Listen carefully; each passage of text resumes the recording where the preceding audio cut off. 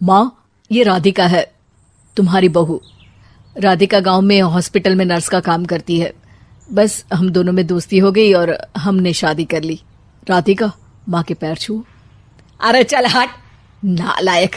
अरे मैंने क्या क्या सपने देखे थे कि तेरी शादी किसी अमीर घर में करूंगी और दहेज में लाखों रुपए लूंगी, और तू गांव की इस मामूली लड़की को मेरी बहू बनाकर ले आया।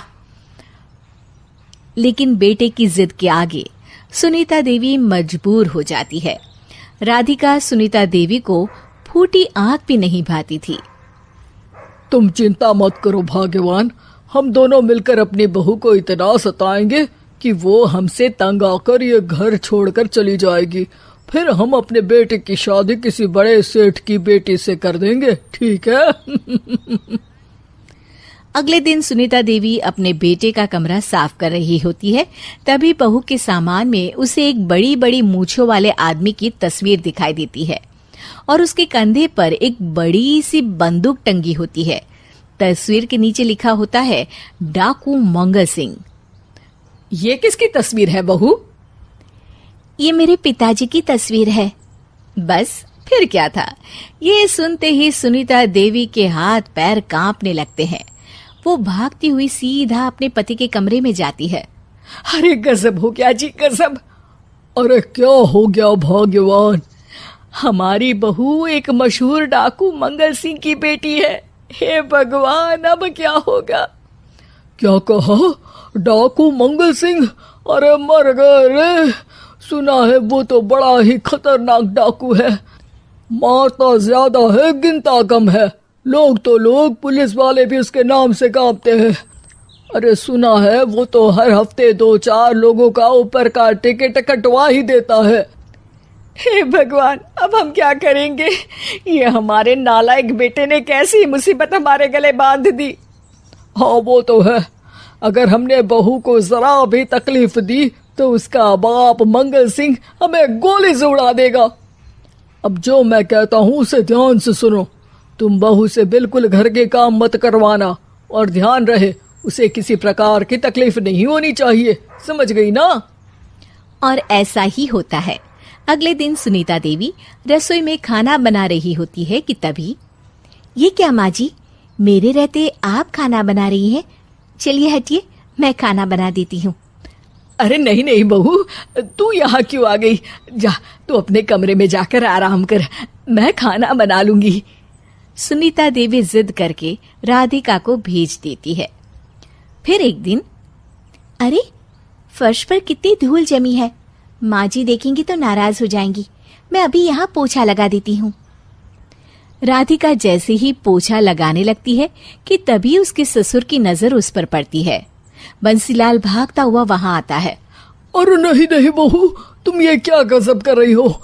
बहू तो बेटी समान होती है और हम ना अपनी बेटियों से काम नहीं करवाते। तुम आराम से बैठकर YouTube पर किड लॉजिक चैनल की सास बहू की कहानियां देखो। वो लोग ना बहुत अच्छी अच्छी कहानियां बनाते हैं। सच? आप देखते हैं?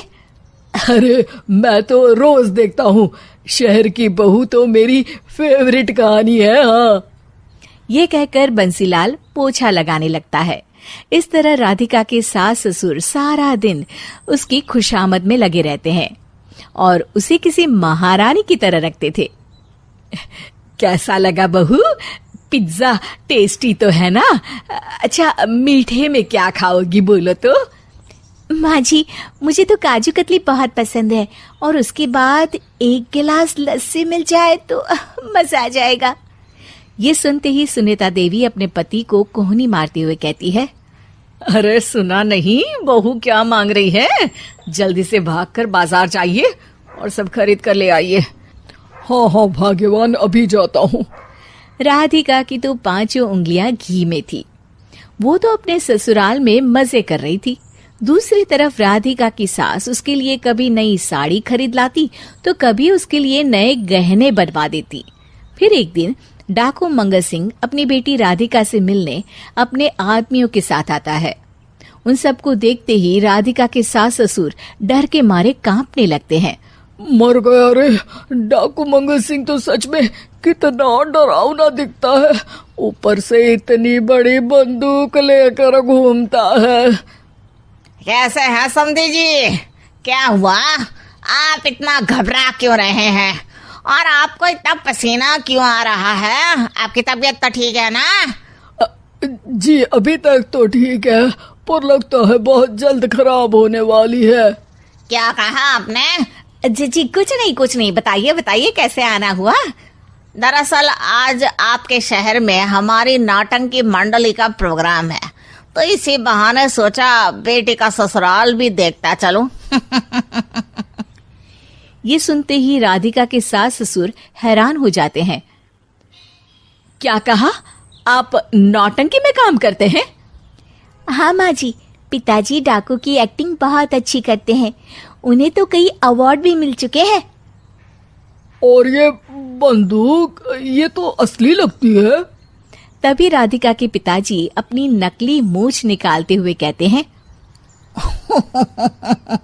इस मूंछ की तरह यह बंदूक भी नकली है। ये तो छर्रे वाली बंदूक है, इससे तो मैंने आज तक चिड़िया भी नहीं मारी। और खोदा पहाड़ और निकला चूहा। इसका बाप तो मामूली नौटंकी वाला निकला, और हम इससे डर कर बहू की नौकरों की तरह सेवा कर रहे थे। आपने सही कहा जी, इसके पीछे मेरे कितने पैसे खर्च हो गए, और काम कर करके मेरी तो कमर टूट गई सो अलग। अरे बहू, तूने अपने पिताजी के बारे में हमें पहले क्यों नहीं बताया? राधिका मुस्कुराते हुए कहती है, आपने तो कभी पूछा ही नहीं ना माँ जी।